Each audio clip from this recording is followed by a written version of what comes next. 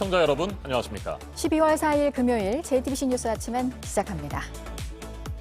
이낙연 더불어민주당 대표를 10년 넘게 보좌해온 당대표실 부실장 이모 씨가 어젯밤 서울중앙지방법원 청사 인근 건물에서 숨진 채 발견됐습니다. 이 씨는 옵티머스 관계회사의 복합기 임대료 지원 의혹과 관련해 전날 서울중앙지검의 수사를 받던 도중 사라졌습니다. 경찰은 이 씨가 극단적인 선택을 한 것으로 보고 수사하고 있습니다.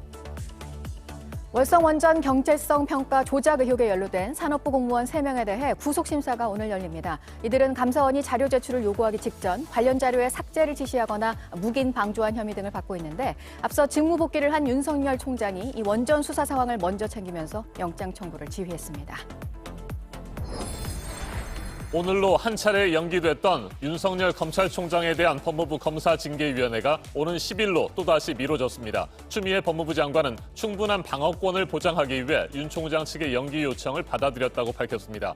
이에 앞서 문재인 대통령은 절차적 정당성과 공정성을 강조했습니다. 오늘 아침 전국 대부분 지역의 기온이 영하권으로 내려갔습니다. 서울 영하 4도, 대구 영하 2도 등으로 오늘 밤에는 경기 남부와 충청, 전북으로 눈이 날리는 곳도 있겠습니다. 미국의 코로나19 하루 사망자가 2,800명을 넘어서면서 최고치를 기록했습니다. 하루 신규 확진자도 다시 20만 명을 돌파해 누적 확진자는 1,400만 명대에 이르렀습니다. 코로나19 대유행 이후 최악의 상황입니다. 일본의 아베 전 총리가 조만간 현지 검찰의 조사를 받을 것으로 보입니다. 재임 당시 세금이 들어가는 정부 행사를 지역구 관리용 등으로 이용했다는 의혹에 대해 앞서 비서 등이 소환된 데 이어서 아베 전 총리에게도 검찰이 진술을 요청한 것으로 전해졌습니다.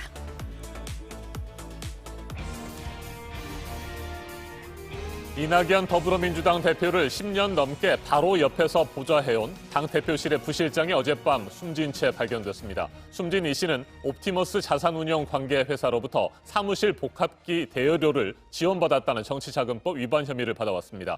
서울시 선거관리위원회로부터 고발을 당했고 이틀 전 서울중앙지검에서 조사를 받다가 갑자기 사라졌습니다. 네, 극단적인 선택을 한 것으로 추정하고 있는 경찰이 조사를 하고 있습니다. 안지현 기자가 보도합니다. 서울중앙지법 인근 건물에서 이모 씨가 숨진 채 발견된 건 어젯밤 9시 15분쯤.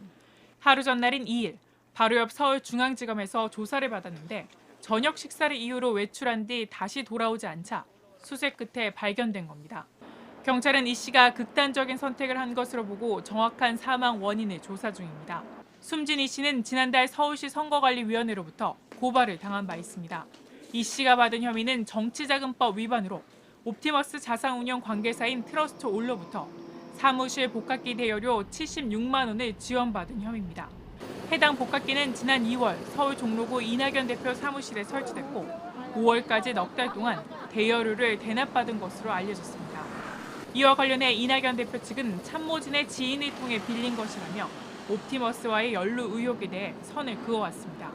이낙연 대표를 10년 넘게 보좌해온 이 씨는 이 대표가 국회의원이던 시절엔 비서관으로 당대표 취임 직후부터는 당대표실 부실장으로 활동해왔습니다.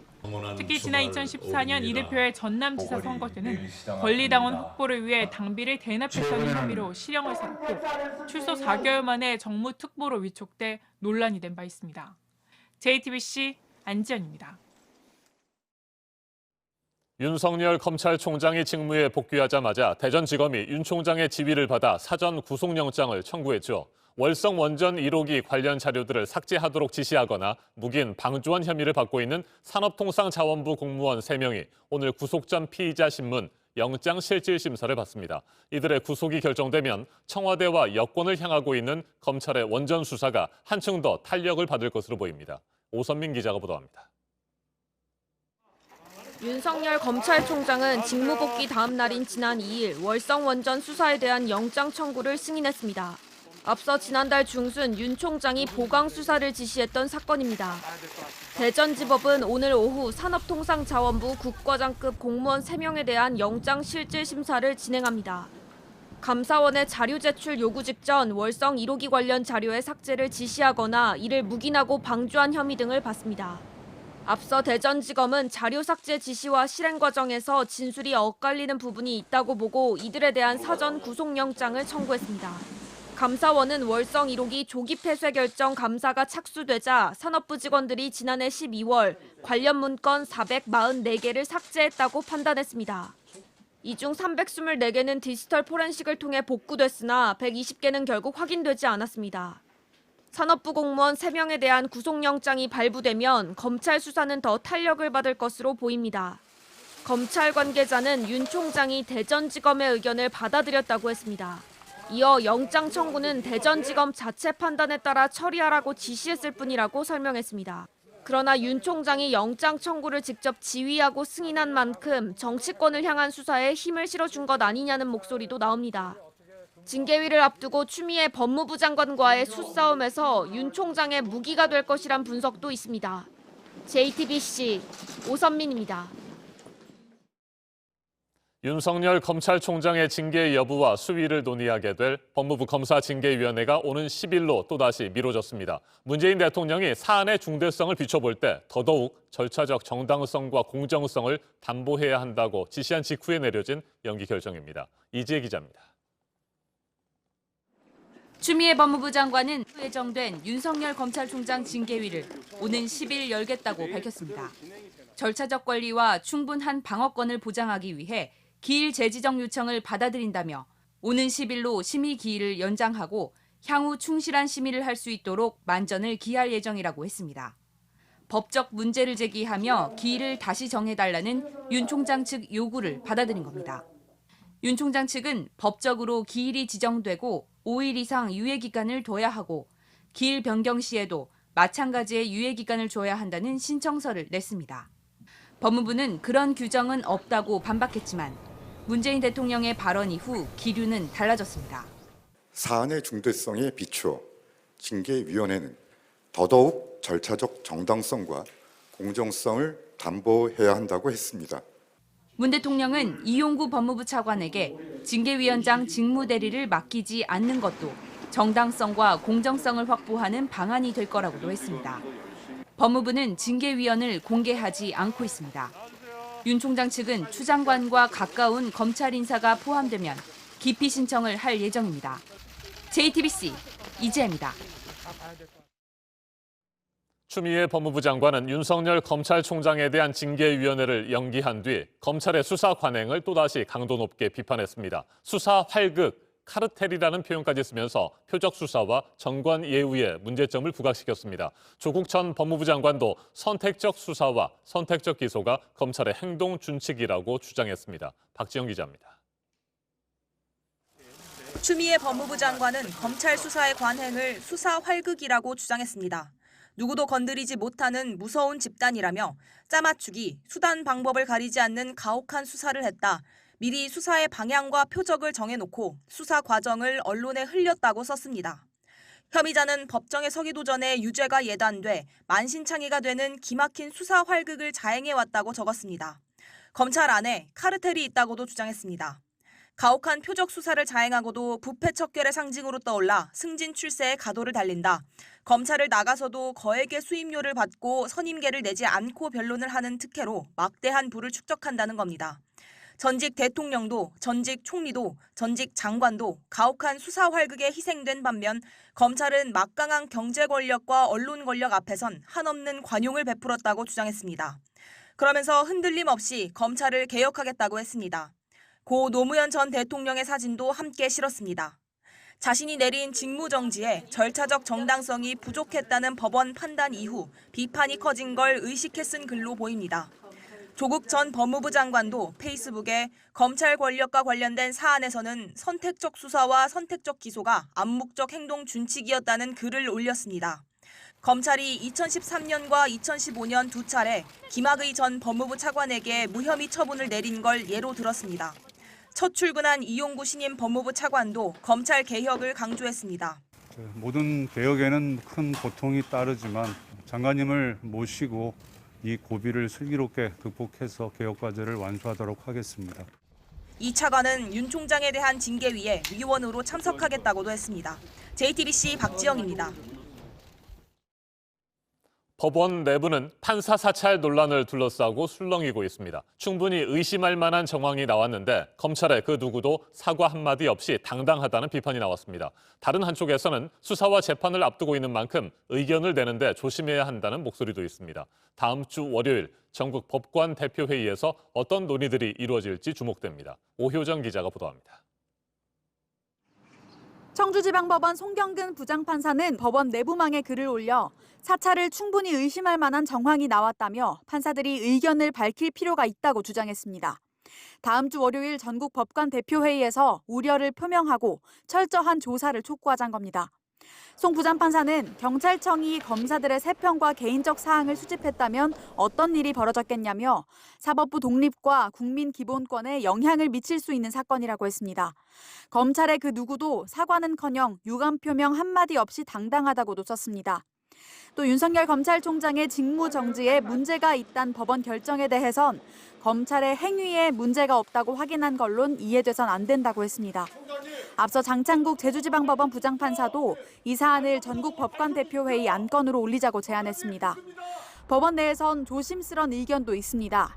윤 총장이 직무집행 처분을 취소해달란 소송을 내 재판을 앞두고 있기 때문에 목소리를 내는 건 신중해야 한다는 겁니다. 다만 취재진과 통화한 판사들은 검찰의 해명이 충분하지 않다는 데에는 입을 모았습니다.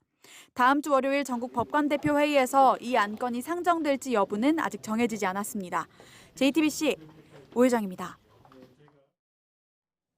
북서쪽에서 차가운 바람이 계속해서 유입되면서 오늘 아침 전국 대부분 지역의 기온이 어제보다 적게는 2도, 많게는 5도까지 더 떨어졌습니다. 강원도 대관령의 수은주는 올겨울 들어 가장 낮은 영하 13.9도를 기록했고 서울도 영하 4.5도까지 내려갔습니다. 현재 남해안과 제주도를 제외한 전국이 영하권입니다. 오늘 밤 서쪽 지방에는 눈이 내리는 곳도 있겠습니다. 이번 추위는 토요일인 내일까지 이어지겠습니다. 이재승 기자가 보도합니다. 중국 북부에서 대륙 고기압이 확장하면서 차가운 북서풍이 한반도로 밀려왔습니다.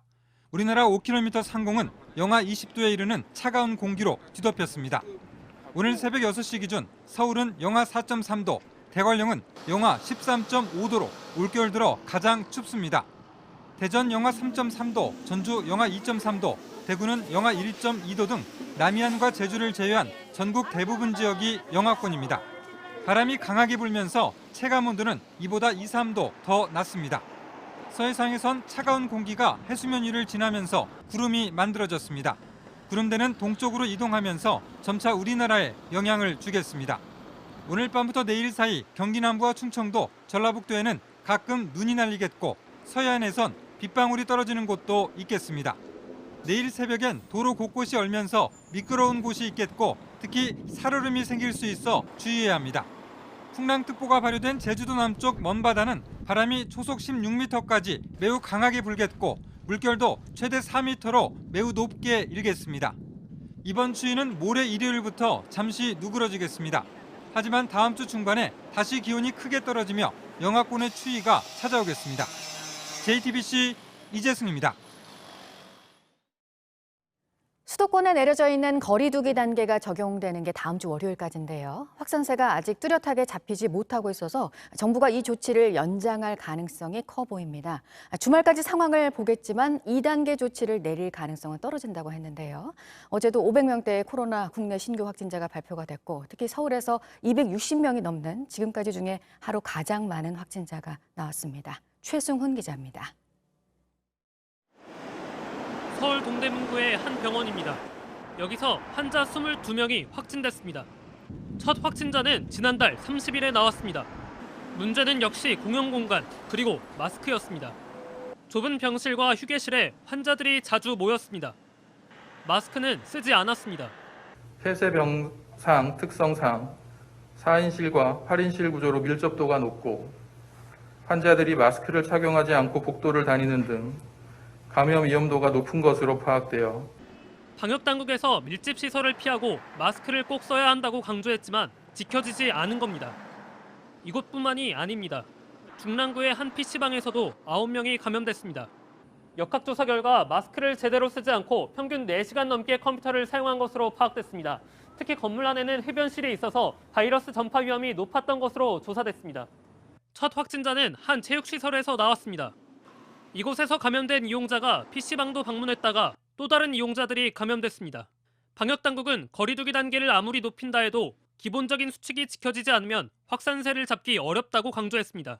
JTBC 최승훈입니다. 네, 최악의 상황을 맞고 있는 미국 코로나 소식도 연일 전해드리고 있는데요. 이번 겨울이 지나면 사망자가 45만 명에 이를 거라는 미국 보건당국의 전망도 전해드렸었습니다. 하루 사망자 2,800여 명, 입원 환자 10만여 명, 또 최고치로 나왔습니다. 워싱턴에서 임종주 특파원이 전해드립니다. 요양원에서 40년 넘게 일해온 폴 글래스 씨는 코로나19로 숨졌습니다. 함께 일하던 동료 14명도 양성 판정을 받았습니다. The reason we wanted him to quit was because we were afraid that that would be what would happen because you know how prevalent it is in nursing homes. 글래스 씨가 사망한 지 24시간 만에 동료 한 명도 세상을 떠났습니다. 미국 내 코로나19 사망자는 하루 사이 2,804명 늘었습니다. 하루 사망자가 2,800명을 넘은 것은 처음입니다. 하루 확진자도 다시 20만 명을 넘었습니다. 추수감사절 이후 일시 감소했다가 급증세로 돌아섰습니다. 누적 확진자도 1,400만 명대로 올라섰습니다. This is a very, very difficult and dangerous time, and if we don't change our ways, this will not be the top of the curve. 입원 환자도 급증해 10만 명을 넘었습니다. 병상과 인력 부족으로 한계 상황에 내몰리는 병원도 나오기 시작했습니다. Doctors, nurses, respiratory techs, they are tired, they are stressed, they are pushed to the limit. 캘리포니아주는 중환자실이 부족한 지역에 자택 대기 명령을 내렸습니다. 크리스마스를 전후해 사망자가 2만 명 가까이 더 발생할 것이라는 예측도 나왔습니다. 미국 질병통제예방센터는 백신 접종이 본격화하기 전인 이번 겨울을 거치면서 사망자가 모두 45만 명에 이를 수 있다고 경고했습니다. 워싱턴에서 JTBC 임종주입니다. 일본의 아베 전 총리 등이 정치자금법을 위반한 혐의로 고발된 사건에 대한 검찰 수사 소식인데요. 앞서 비서를 비롯해서 관련 인물들이 줄줄이 소환이 돼서 조사를 받았었고 이제 아베 전 총리 차례입니다. 검찰이 진술을 요청했고 조만간 직접 조사가 이루어질 것으로 전해졌습니다. 송문규 기자입니다. 일본 아사히 신문은 도쿄지검 특수부가 아베 전 총리에게 임의 조사를 요청했다고 보도했습니다. 벚꽃을 보는 모임이라는 일본 정부의 행사 전날 열린 지지자들의 호텔 만찬 비용 일부를 아베 전 총리 측이 대납했다는 의혹과 관련해서입니다. 검사가 아베 전 총리를 직접 찾아가는 방법 등이 거론되는데 일단은 참고인 자격으로 조사를 받을 가능성이 높습니다. 조사 시점은 내일 임시국회가 종료된 뒤가 될 거라고 교도통신이 보도했습니다.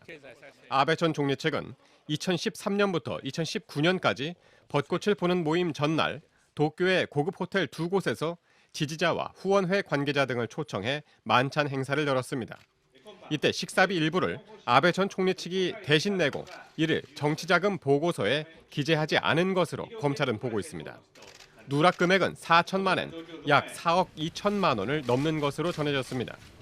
일본 언론은 도쿄지검이 행사를 주최한 아베 전 총리의 비서를 정치자금 규정법 위반 혐의로 입건하기로 방침을 굳혔다고 전했습니다. 검찰은 비서가 수입과 지출을 제대로 기재하지 않은 사실을 아베 전 총리가 알고 있었는지를 조사할 것으로 보입니다. 아베 전 총리는 만찬 비용 일부를 대신된 사실이 없다며 부인하고 있습니다. 説明責任を果たしていないということではなくて、そのことについてはですね、私は国会で答弁させていただいているんですが。 아베 전 총리는 검찰의 직접 조사 방침과 관련해서도 어제 기자들에게 들은 바 없다고 말했습니다. JTBC 성문규입니다. 바이든 미국 대통령 당선인의 북한에 대한 정책 구상은 어떻게 나올지 우리로서는 가장 큰 관심사안 가운데 하나가 아닐 수 없습니다. 트럼프 미국 대통령과 김정은 위원장 사이에 오간 친서들을 바이든 당선인이 검토할 거라는 소식이 오늘 아침에 들어왔는데요. 보도국 연결해서 알아보도록 하겠습니다. 박준 기자, 그러니까 트럼프 행정부 내부에서 일어났던 그 북한 관련 일들을 일단 파악을 하겠다는 거겠죠? 네, 그렇습니다. CNN은 현지 시간 3일 바이든 외교팀이 조만간에 트럼프 대통령과 김정은 위원장이 주고받은 친서들을 접근할 것이라고 보도했습니다. 이 서신들의 주인은 트럼프 대통령이 아니라 미국 정부인데요. 서신들은 기 위원장의 생각이나 트럼프 대통령한테 접근하는 방법에 대해서 통찰력을 제공할 수 있다고 CNN은 전했습니다. 트럼프 대통령은 이 편지들을 러브레터라고 표현하곤 했는데요. 이 소식통에 따르면 친서들은 미사 여구로 가득하고 실질적인 내용을 빈약한 걸로 알려졌다고 합니다. 미국 언론이 밥 우드워드가 쓴 경로에 따르면 두 정상이 주고받은 친서는 20여 통인 것으로 알려졌습니다. 미국에서는 산불 소식도 또 있습니다. 캘리포니아주 남부 쪽에서죠? 네, 그렇습니다. 현지 시간 3일 미국 캘리포니아주 오렌지 카운티 어바운시 북동쪽의 실버라도 캐년에서 산불이 났습니다.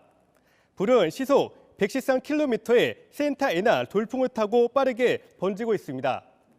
센타애나 강풍은 시에라 네바다 산맥에서 캘리포니아 해안으로 부는 건조한 바람인데요.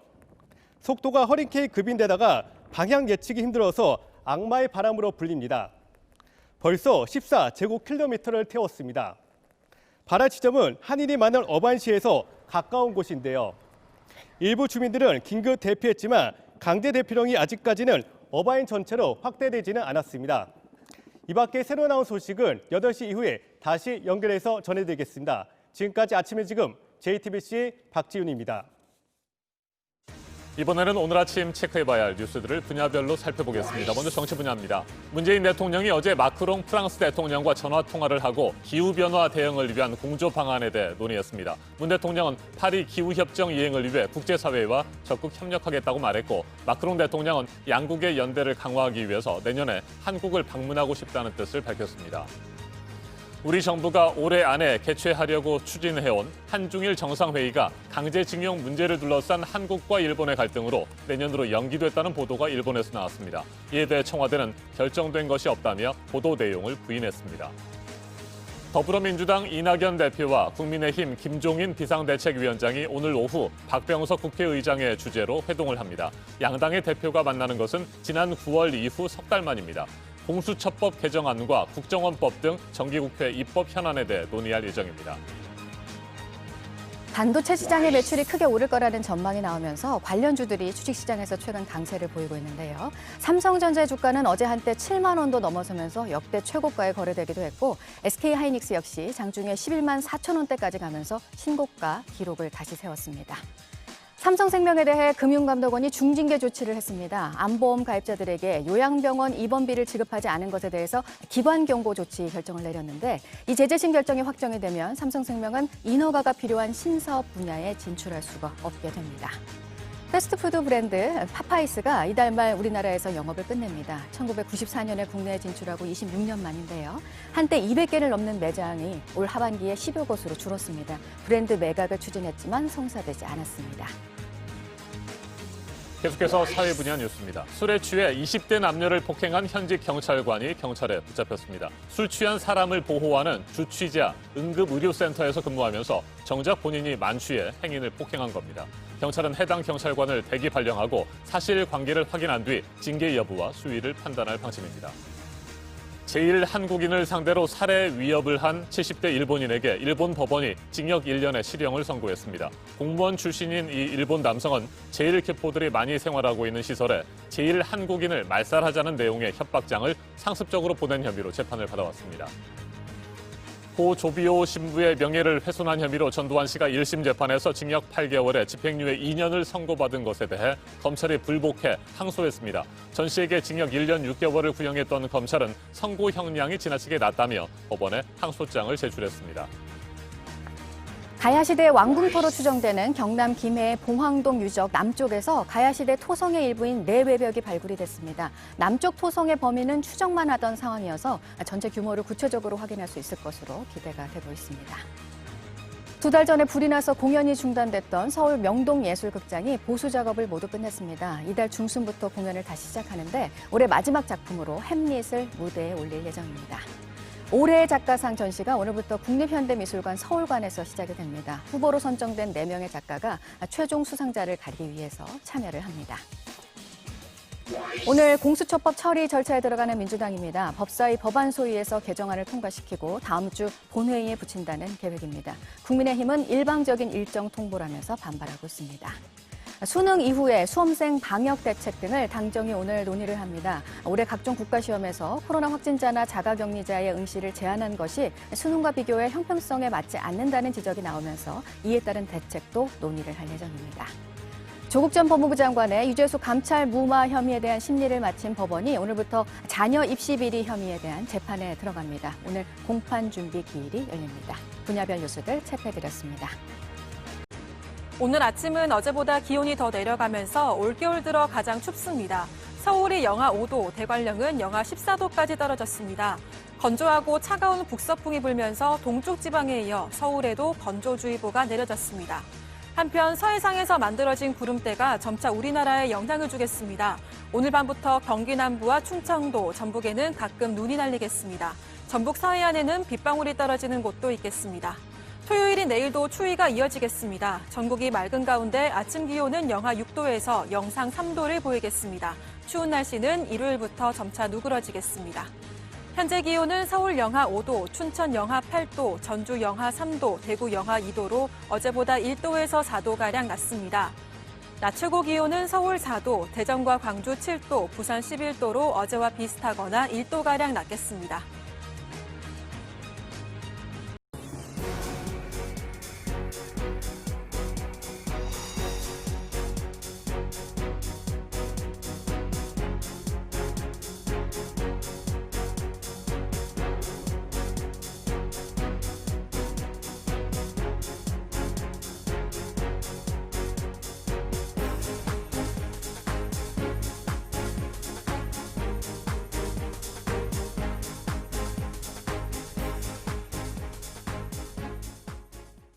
최근 대통령 전용 별장이었던 청남대에 있는 전두환 씨 동상을 훼손하는 일이 있었죠.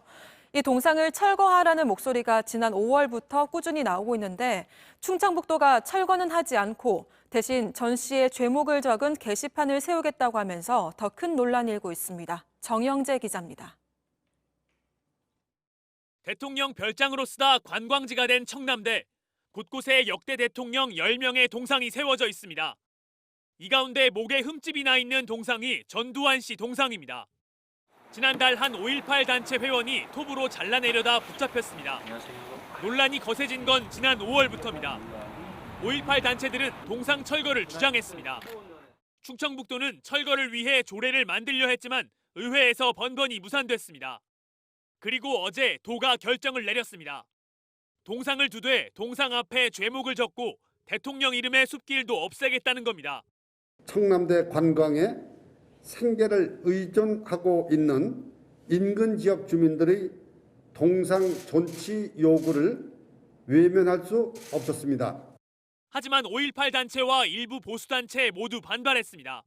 독재자들의 동상을 세워놓고 위법이 아니라고 하고 관광을 활성화하기 위해서라고 하는 이러한 아주 부끄러운 억지. 대통령 숲길과 동상은 관광 자원이고 하나는 그 관광 자원에서 빼버려서 없앤다라는 자체가 어불성설 아닙니까? 충청북도는 징역형을 받은 이명박 전 대통령의 동상은 자문위원회를 만들어 그대로 둘지 결정할 예정입니다. JTBC 정영재입니다. 어젯밤 11시 20분쯤 경남 창원시 성주동에 있는 도금 공장에서 불이 나 1시간 20분 만에 꺼졌습니다. 인명피해는 없었지만 공장 생산 라인의 기계 설비 등이 불에 타면서 소방서 추산 5천만 원의 재산 피해가 일어났습니다. 소방당국은 목격자의 진술 등을 토대로 정확한 사고 원인을 조사하고 있습니다. 어제 저녁 7시 50분쯤 서울 성수동에 있는 오피스텔 1층에 위치한 커피숍에서 불이 나 약 30분 만에 꺼졌습니다. 다친 사람은 없었지만 커피 용품과 집기류 등이 타 소방서 추산 300만 원의 재산 피해가 났습니다. 소방당국은 커피숍 뒤편 샌드위치 패널 창고에서 불이 난 것으로 보고 화재 원인을 조사 중입니다. 서울시는 오늘부터 9일까지 여의도 일대에서 민주노총의 대규모 집회를 전면 금지하기로 결정했습니다. 민주노총은 집회 신고 내용은 하루에 7개 단체 모두 1,030여 명이 23곳에서 모이는 규모로 대규모로 이어질 가능성이 높은 상황이라고 설명했습니다. 서울시는 어제 집회 신고를 한 단체에도 집회 금지 공문을 발송할 계획입니다.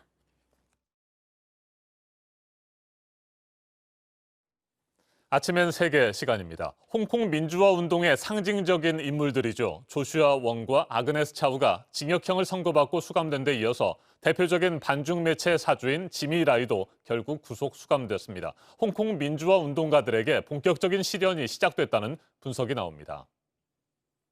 지난 2일 조슈아 웡과 아그네스 차우가 나란히 선고 공판에 출석했습니다. 이날 조슈아 웡은 불법 집회 조직과 선동 혐의로 징역 13.5개월을 선고받았습니다. 아그네스 차우는 불법 집회, 선동과 참가 혐의로 징역 10개월을 선고받았습니다.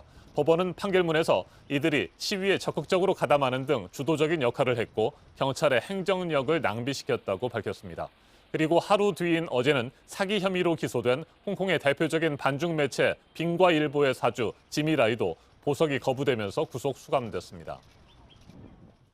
조슈아 웡과 아그네스 차우 그리고 지미 라이는 선고가 내려진 뒤 곧바로 호송차에 태워져 교도소로 향했습니다. 홍콩 민주화 운동을 지지하는 시민 100여 명은 호송 차량이 지나가는 길목에 모여서 세 사람을 격려했습니다. 지지자들은 법원 판결에 분노하면서 이들이 홍콩 보안법의 희생양이라고 주장했습니다. 지지자의 말 직접 들어보시겠습니다. 我第一次嚟旁聽啦，叫做因為特登請假，我好想即係我覺得其實我今次過嚟係因為我覺得佢哋可以保釋到，但係聽完之後好心痛，因為成件事根本就即係我形容佢唔係主要，即係其實我覺得佢係好似食咗死貓咁樣咯，即係變咗係幫我哋香港人出嚟啃咗一條罪。 홍콩 정부가 홍콩 민주화 운동의 상징적인 인물이자 국제적 인지도가 높은 세 사람을 잇따라 구속한 것은 향후 민주화 움직임에 대한 사전 차단과 경고의 성격이 강하다는 해석이 나옵니다. 이들은 앞으로도 홍콩 보안법 위반 혐의로 추가 기소될 가능성이 높아서 최고 종신형까지 선고받을 수 있다는 관측도 나옵니다. 이 같은 상황에서 이들은 계속해서 싸울 것을 다짐했습니다. 지난달 23일 구류 처분을 받기 직전 조슈아 웡이 남긴 말 들어보시겠습니다. But I'm persuaded that neither prison bars, nor election bans, nor any other arbitrary power will stop us from activism. What we are doing now is to explain the value of freedom to the world. 홍콩의 전 야당 의원인 테드 후이가 덴마크로 탈출해 영국에 망명하겠다는 뜻을 밝혔다는 외신 보도도 밤사이 추가로 나왔습니다. 그는 국가보안법이 생기고 우리는 폭정의 어둠에 빠졌다고 말했습니다. 홍콩 보안법 시행 이후 상당수의 민주화 운동가들이 망명을 떠났는데 정치권 인사의 망명 사례는 처음인 것으로 전해지고 있습니다. 전문가와 좀 더 자세하게 짚어보겠습니다. 한국외대 국제지역연구센터장을 맡고 있는 강준영 교수 전화로 연결돼 있습니다. 교수님 안녕하십니까? 네, 안녕하세요. 네, 징역 13.5개월을 선고받은 조슈아 웡 그리고 또 계속해서 징역형을 선고받은 아그네스 차우 재판에서 혐의를 모두 인정했다고 합니다. 종신형을 선고받지 않을까 우려해서 이 같은 혐의를 인정했다. 뭐 이런 전략을 세운 것이다. 이런 분석도 있습니다. 어떻게 생각하세요?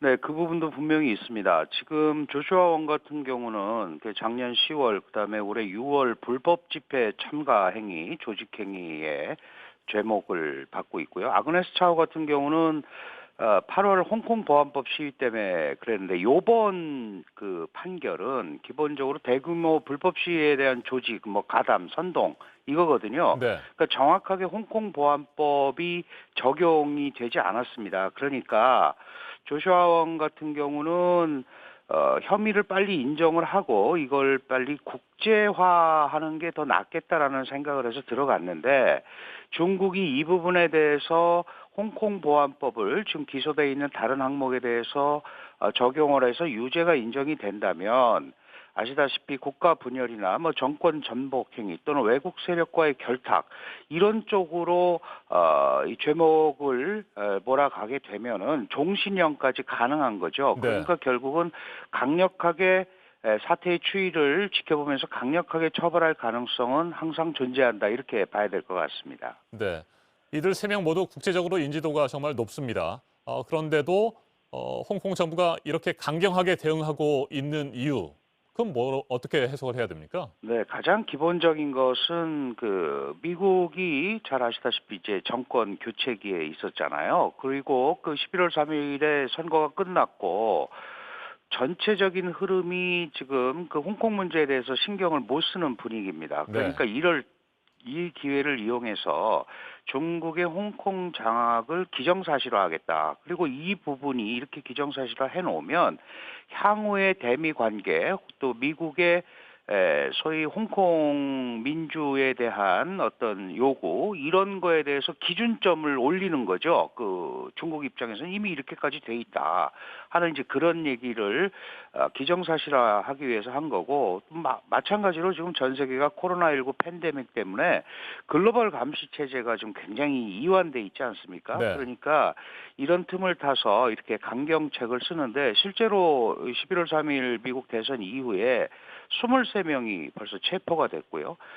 지난 11월 11일에는 입법위원 4명을 또 제명을 했습니다. 그러니까 이런 전반적인 흐름은 향후에 중국이 확고하게 홍콩을 통제한다라는 인식을 국제사회에 주면서 기본적으로 이 부분에서 더 기준을 내리지 않겠다는 중국의 의지가 반영이 돼 있는 거고 특히 캐리람 장관 같은 경우는 홍콩에 삼권 분립이 없다 이렇게 얘기를 했습니다. 네. 그러니까 사법부도 다 중국의 영향을 받게 돼 있다. 다시 말해서 기존의 일국양제 그다음에 뭐 고도의 자치 이 부분에 대한 것도 포기하는 홍콩 정부가 이런 정도까지 갔기 때문에 중국은 이걸 마지노선으로 삼아놓고 있는 거죠. 그런 의미에서 홍콩의 미래가 소위 민주운동이나 이런 쪽으로는 상당히 어려운 그런 시련을 맞은 것 같습니다. 네.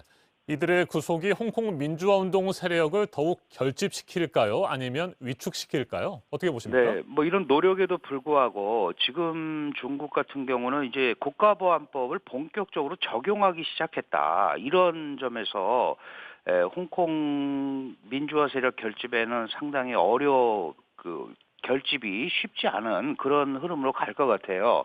왜냐하면 이 국가보안법이라는 게 반정부 세력에 대한 탄압 내지는 반정부 세력의 억압 이 부분에 초점을 맞추고 있단 말이죠. 네. 그러다 보니까 결국은 그 사법권 쪽의 개혁으로까지 연결이 될 가능성이 높습니다. 지금 보면 홍콩 같은 경우는 외국계 법관이 굉장히 많기 때문에 경찰이 잡으면은 법관이 풀어주고 이런 경우가 계속 반복되고 있거든요. 그런데 이 부분을 삼권 분립이 없다라고 캐리람이 얘기했고 이 외국계 법관들을 축출하는 작업으로 들어갈 거기 때문에 이제는 이런 시위나 이런 자신들의 요구를 하게 되면 직접적으로 중국 사법 체계에 영향을 받기 때문에 그 결집보다는 아마 홍콩의 민주 인사들이 굉장히 겁을 먹고 주저하는 이런 흐름으로 가지 않을까. 물론 여기에 이제 바이든 행정부가 들어서서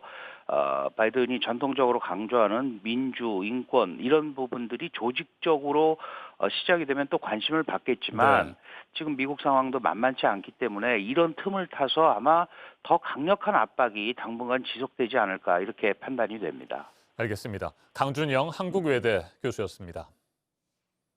홍콩 민주화 운동가들의 잇따른 구속에 국제사회에서도 비판이 쏟아지고 있습니다. 유럽연합은 오는 7일 외무장관 회의에서 홍콩 문제를 다루겠다고 밝혔습니다. 낸시 펠로시 미국 하원 의장은 중국의 잔인한 선고는 끔찍하다고 지적했습니다. 줄곧 홍콩 민주화 운동의 지지 의사를 피력해온 차이잉원 대만 총통은 어두운 밤이 지나면 여명이 반드시 찾아온다며 홍콩인들이 공포 때문에 마음속에 이상을 잇는 일이 없기를 바란다고 격려했습니다.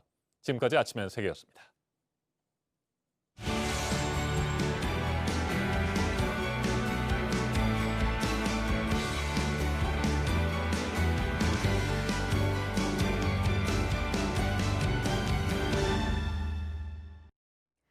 금요일 아침입니다. 8시 7분 지나고 있습니다. 수능이 끝나도 모든 게 끝난 건 사실 아니고 당장 뒤에 입시 일정도 있으니까요. 하지만 시험이 끝난 날 밖에서 맛있는 저녁 먹으면서 잠깐이라도 해방감을 느끼는 게 보통 수험생인데 올해는 이 코로나 때문에 이마저도 마음 놓고 못 하셨을 겁니다. 올해 수능 문제는 코로나 여파를 고려해서 평이하게 출제된 것으로 분석은 됐는데요. 수험생들이 실제로 느낀 난이도는 어땠는지 이한주 기자가 전해드리겠습니다. 대학 수학 능력 시험은 기존 일정보다 2주 연기하여 2020년 12월 3일 목요일에 시행하고 수능이 연기된 게 시작이었습니다. 그리고 학교도 가지 못했습니다. 원격 수업은 길어졌습니다. 그렇게 버텼습니다. 하지만 마지막까지 발목을 잡았습니다. 어제 새벽 4시 30분쯤 확진 판정이 나오기까지 했습니다. 확진 판정을 받고 시험을 본 학생은 40명입니다. 길어지는 원격 수업에 학력 저하 걱정도 나왔습니다. 학습량이 부족한 재학생과 재수생의 실력 차이에 대한 겁니다. 교육당국은 예년처럼 출제했다고 했습니다.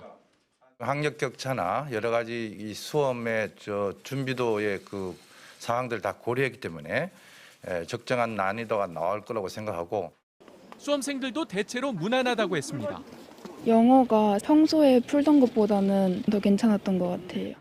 수학 쉽게 나온 것 같아요. 기억니은데가 18번이라고 해가지고 그게 좀 새로웠다. 입시 전문가들은 국어는 쉬웠다고 봤습니다.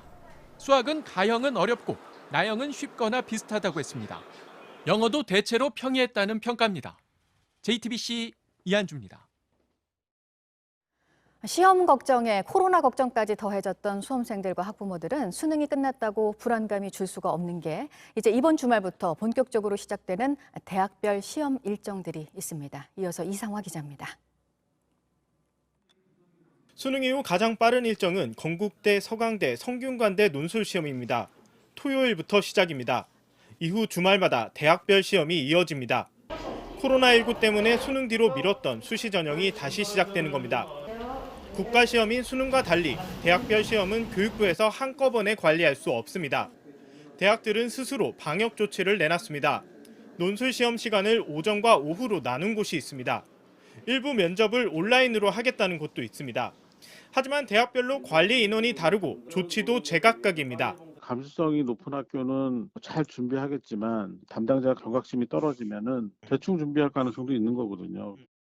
특히 체육이나 성악 같은 실기 시험이 문제입니다.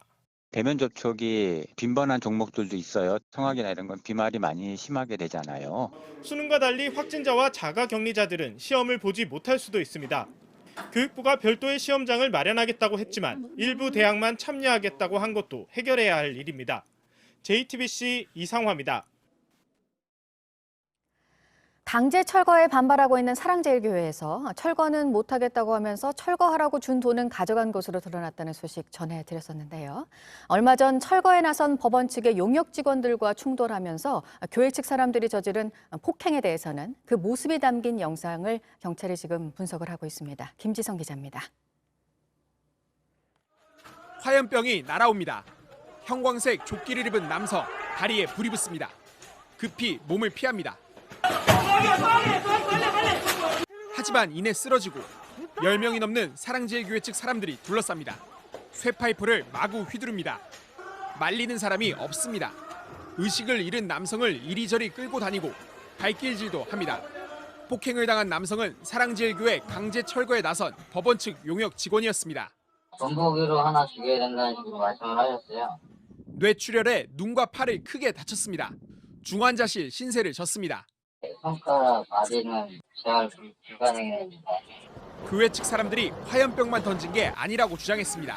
중사된 액체 중에서 농약 냄새 나는 액체가 많아졌어요. 경찰은 이 영상을 바탕으로 용역업체 직원을 때린 사람들이 누군지 분석 중입니다. JTBC 김지성입니다. 법무부가 한 차례 연기돼 오늘로 예정됐던 윤석열 검찰총장에 대한 징계위원회를 오는 10일로 또다시 미뤘습니다. 문재인 대통령이 절차적 정당성과 공정성이 매우 중요하다고 강조한 뒤에 내려진 결정입니다. 추미애 법무부 장관은 충분한 방어권을 보장하기 위해 윤 총장 측의 연기 요청을 받아들였다고 밝혔습니다. 차재원 부산가톨릭대 특임교수 자리에 함께했습니다. 어서 오십시오. 예, 안녕하세요. 네, 윤석열 검찰총장에 대한 징계위원회 연기 관련 내용은 잠시 후에 살펴보도록 네. 하고요. 밤사이에 아주 중요한 사건이 하나 터졌습니다. 10년 넘게 이낙연 더불어민주당 대표를 바로 옆에서 보좌해온 당 대표실의 부실장이 어젯밤 숨진 채 발견됐습니다. 네. 이 내용 어떻게 봐야 되겠습니까? 이 이낙연 대표 입장에서 보면 상당한 또 어떻게 보면 정치적인 충격이 되지 않을까 생각이 들고요. 그리고 또 특히 지금 검찰 입장에서도 상당히 이 사건에 대해서 상당히 좀 곤혹스러운 상황이 되지 않을까 하는 생각이 듭니다. 앞서 말씀하신 것처럼 지금 이제 이 사건의 당사자가 사실 이낙연 대표를 오랫동안 그 측근에서 모셔왔던 지인이니까, 그러니까 정치적인 측근이거든요. 그러니까 이제 특히 그 국회의원과 그 전남지사 시절을 거치면서 10년 동안 넘게 그러니까 이 지근거리에서 정치적 보좌를 해왔다. 특히 2014년도에 전남지사 당내 경선 때는 당원 당비 대납 의혹으로 실형을 선고받고 복역하고 난 뒤에는 또 이낙연 당시 그 전남지사였던 이낙연 대표의 정무특보를 마쳤고요. 그리고 또 이번 지난 4월 총선 때는 그 종로 지역구의 사무실을 마련하는 과정에서 상당히 아마 주도적인 역할을 했던 것 같아요. 이 과정에서 이 옵티머스 측으로부터의 지금 불법적인 지원을 받았다는 혐의로 선관위에서 고발을 당해서 조사 중에 있었던 사안이었거든요. 네, 사무실에서 쓰는 복합기의 대여료를 지원받았다 이거죠. 그렇죠. 네. 그렇기 때문에 뭐 지금 물론 뭐 선관위가 조사한 바에 의하면 이낙연 대표가 이 사실을 알았다고 하는 부분은 정확하게 밝혀지지 않았기 때문에 일단 뭐 이 사건은 이 상태로 종결될 될 가능성이 높습니다만 이낙연 대표 입장에서는 다른 선거도 아니고 본인의 선거를 도와주는 사람이 그 일 때문에 이 상당히 비극적인 상황이 생겼다고 한다면 여기에 대한 정치적 책임이 상당히 그러니까 결코 가볍지는 않을 것이다. 그리고 특히 윤석열 총장과 이 법무부 장관의 갈등 때문에 지금 또 이 윤석열 총장의 지지율이 상당히 이 차기 대권 여론조사에서 지지율이 상당히 높아지면서 이낙연 대표 입지가 상당히 좀 흔들리는 그런 상황이기 때문에 이 사안 자체가 결코 가볍지 않다. 그리고 또 앞서도 제가 검찰의 책임을 이야기했습니다만 검찰도 또한 피해자 인권 보호라는 부분에 또 다른 하나의 허점을 드러낸 것이 아닐까. 그렇다고 한다면 이 지금 법무부 장관과의 갈등 과정에서 약간은 지금 소홀히 되었던 검찰 개혁에 대한 비판 여론도 커질 수 있다는 생각도 듭니다. 네, 숨진 이 씨는 이틀 전에 서울중앙지검에서 수사를 받다가 갑자기 사라졌고 어젯밤 숨진 채 발견된 겁니다. 네, 뭐 경찰에서 극단적인 선택을 한 것으로 추정하고 현재 뭐 수사를 하고 있다고 하니까요. 네. 뭐 진행 상황들, 조사 결과를 좀 더 지켜봐야 될 문제인 것 같습니다. 네. 윤석열 검찰총장에 대한 징계위원회가 또다시 미뤄져서 네. 10일에 열리게 됩니다. 어제 문재인 대통령이 중요한 부분들을 짚었고 절차적 정당성 그리고 공정성 이 부분을 강조하지 않았습니까? 맞습니다. 그러니까 이후에 결정된 연기 결정입니다. 예. 뭐 추미애 장관의 속도전에 대해서 청와대가 일정에 제동을 든 것이 아닐까 하는 생각이 듭니다. 앞서 말씀하신 것처럼 그 이유는 절차적 정당성과 공정성을 이야기를 하는 겁니다. 지금 그 징계위에 앞서서 열렸던 지금 서울행정법원의 윤석열 총장의 직무 배제에 대한 효력 정지 이 부분에 대해서 받아들였지 않습니까? 그 받아들인 이유 중에 하나가 절차적 정당성의 문제가 제기됐던 것이고요. 그리고 또 감찰위원회에서 만장일치로 그러니까 징계 청구에 대해서 부당하다는 이야기가 나왔을 때 그 이유가 절차적 정당성이라고 한다면 네. 청와대 입장에서는 절차적 정당성 부분에는 상당히 만전을 기해달라는 그런 뜻인 것 같아요. 그리고 지금 사실은 원래 오늘 예정되어 있던 그 징계위 자체가 지금 그 말미를 한 5일 정도를 줘야 되는데 그걸 주지 않았다. 그래서 윤석열 총장 측에서는 계속 연기를 주장해왔던 측면이 있거든요. 그런데 법무부가 그걸 계속 거부를 해왔는데 이 부분을 청와대가 봤을 때는 상당히 문제가 있다고 생각을 했던 것 같아요. 그렇기 때문에 연기를 하라는 걸 그러니까 법무부가 받아들일 수밖에 없었는데 아마 청와대 입장에서는 법적인 앞으로 향후 또 이 상당한 문제가 제기되는 그런 문제도 생각을 했겠지만 저는 또 다른 측면에 주목할 필요가 있다. 네. 뭐냐면 지금 선출 권력의 검찰에 대한 통제가 소위 말하는 민주적 통제라는 이야기를 쓰지 않습니까? 그런데 지금 절차적 정당성의 문제가 제기될 경우에는 이 민주적 통제에서 민주라는 가치가 빠져버리고 통제만 남게 된다는 거죠. 그럼 통제만 남게 되면 이건 검찰 개혁이 아니라 검찰 장악으로 인식될 수 있다는 그러한 부분을 청와대에서 염두를 둔 것이 아닐까. 그래서 민주적 통제에서 민주성을 좀 더 강화하라는 그러한 뜻을 법무부에다가 전달한 것이라고 저는 해석을 합니다. 네, 검찰 개혁이라는 목표 못지않게 검찰 개혁의 과정도 그만큼 중요하다. 그렇죠. 이 부분을 이제 다시 한번 인식을 했다 이렇게 볼 수 있을 것 같습니다. 네, 그런데 어제 윤석열 총장에 대한 징계위원회가 연기된 이후에 추미애 법무부 장관은 계속해서 검찰을 비판을 했습니다. 검찰의 수사 관행을 비판했는데 네. 뭐 카르텔이라는 표현도 썼었고요. 네. 또 뭐 수사 활극이라는 표현까지 썼습니다. 이 부분은 어떻게 보십니까? 일단 뭐 추미애 장관 입장에서는 윤석열 총장에 대한 징계의 그 정당성을 계속적으로 지금 이야기를 할 수밖에 없는 상황이지 않습니까?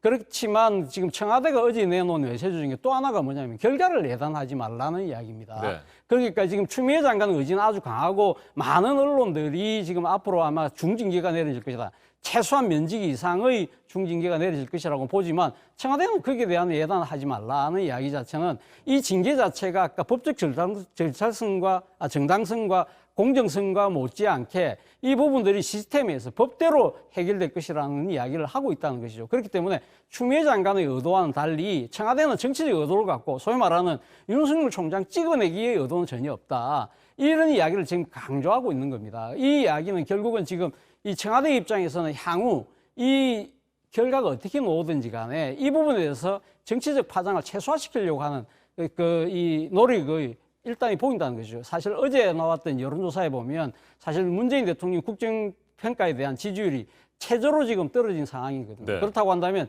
청와대 입장에서는 어떤 식으로 이 상황에 대해서 적극적인 관리가 필요하다는 생각을 한 것 같아요. 그렇기 때문에 약간은 이 추미애 장관과 청와대하고는 온도 차이는 있어 보입니다만 어쨌든 청와대 입장에서는 상당히 정치적 파장을 최소화하는데 지금 초점을 두고 있는 것 같습니다. 네. 절차적 정당성과 공정성만 갖춰진다고 하면 징계위원회에서 결정되는 내용을 그대로 문재인 대통령이 제거하겠다. 뭐 이런 의미로도 볼 수 있지 않습니까? 그렇죠. 뭐 문재인 대통령이 그동안 국정 운영 스타일을 보면 상당히 원칙대로 법대로의 이미지가 강하거든요. 그렇기 때문에 많은 사람들이 이 지금 장관과 총장의 이런 이 갈등이 빚어졌을 때 왜 청와대가 정치적으로 해결하지 않을까라는 이야기를 했습니다만 대통령 입장에서는 이거는 시스템대로 법대로 하겠다는 의지가 아주 강한 것 같아요. 그런데 문제는 이 지금 이 법무부 장관과 검찰총장의 충돌에 대해서 헌정사상 초유의 사태거든요.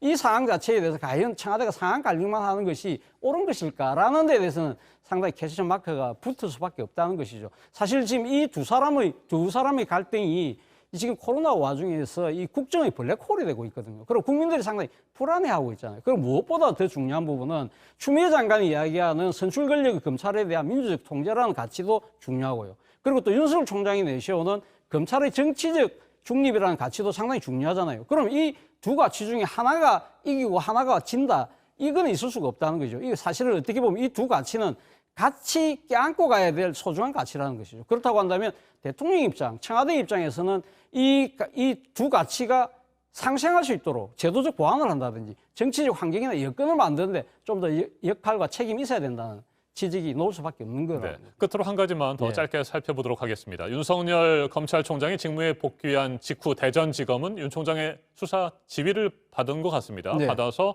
산업통상자원부 공무원 3명에 대한 사전 구속영장을 청구했습니다. 네. 월성원전 1호기 관련 수사를 진행을 해왔고 오늘 그들 3명에 대한 영장실질심사가 진행이 됩니다. 만약에 구속이 된다면 검찰 수사에 탄력이 더 붙을 것으로 보이는데 이건 어떻게 전망하세요? 그렇죠. 지금 사실 그 검찰 내 일부에서는 그러니까 윤석열 총장에 대한 직무 배제가 사실은 그 대검지검에 대한 수사 지휘 때문에 비롯된 것이라는 의구심을 갖고 있거든요. 그런 측면에서 본다고 한다면 오늘 만약 영장이 발부될 경우에는 윤석열 총장의 지휘권에 대한 정당성이 상당히 확보되는 측면이 있다. 그 측면은 결국은 지금 10일로 예정되어 있는 이 징계위에도 적지 않은 영향력이 갈 것이라는 생각이 듭니다. 반대로 근데 기각이 될 경우에는 윤석열 총장의 지휘 자체가 상당히 무리수를 떴다. 그것은 결국은 이 징계위에도 윤석열 총장한테는 결코 좋지 않은 사인이 될 수 있다는 생각도 듭니다.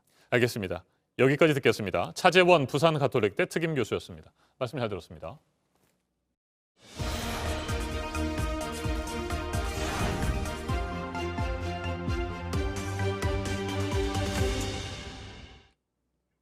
영화는 한 나라의 문화와 역사를 알리고 다른 나라와 이어주는 매개체가 되기도 하죠. 동남아시아 국가들의 다양한 문화를 느낄 수 있는 영화들이 한자리에 모였습니다. 내일부터 열리는 2020 아세안 영화제 소식 전해드리겠습니다.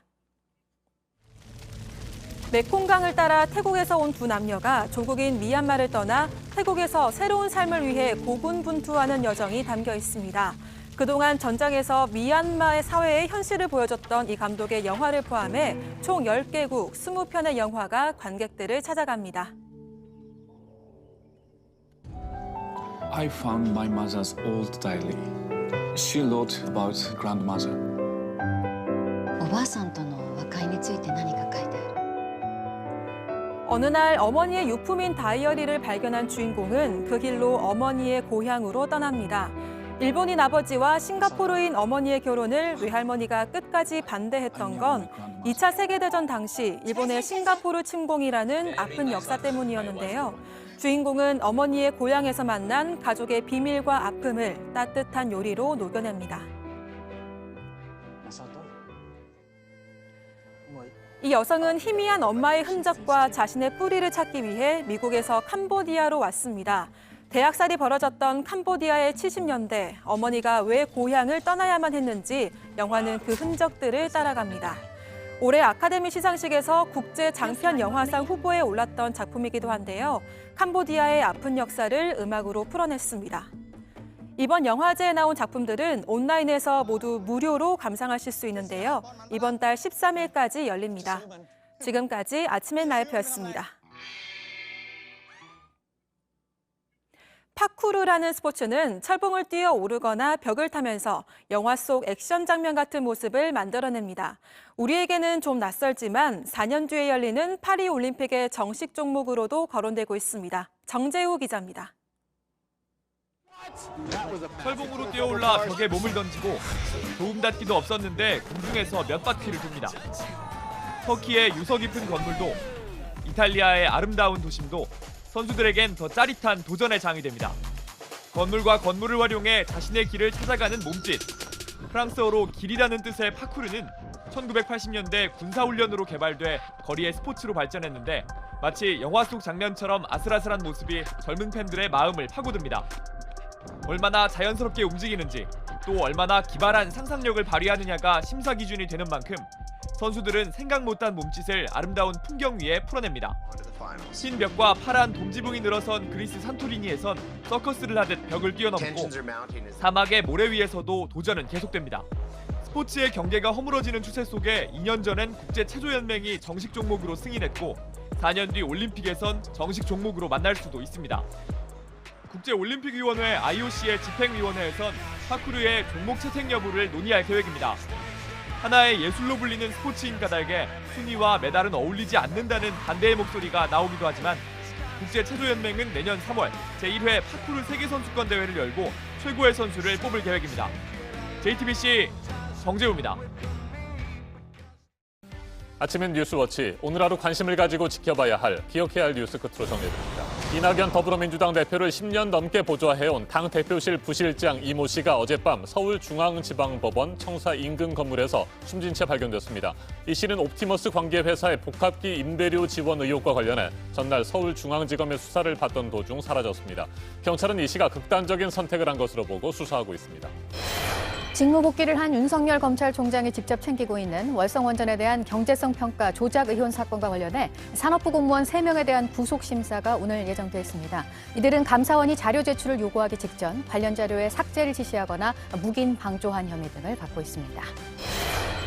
오늘로 한 차례 연기됐던 윤석열 검찰총장에 대한 법무부 검사징계위원회가 오는 10일로 또다시 미뤄졌습니다. 추미애 법무부 장관은 충분한 방어권을 보장하기 위해 윤 총장 측의 연기 요청을 받아들였다고 밝혔습니다. 이에 앞서 문재인 대통령은 절차적 정당성과 공정성을 강조했습니다. 오늘 아침 서울은 영하 4도, 대구도 영하 2도까지 떨어지기도 하는 등 전국 대부분 지역 기온이 영하권에 머물고 있습니다. 밤에는 서쪽 지역으로 눈이 날리는 곳도 있겠습니다. 오늘 전해드릴 소식은 여기까지입니다. 이상으로 JTBC 뉴스 아침엔 금요일 순서 모두 마치겠습니다. 건강한 주말 보내시기 바랍니다. 고맙습니다.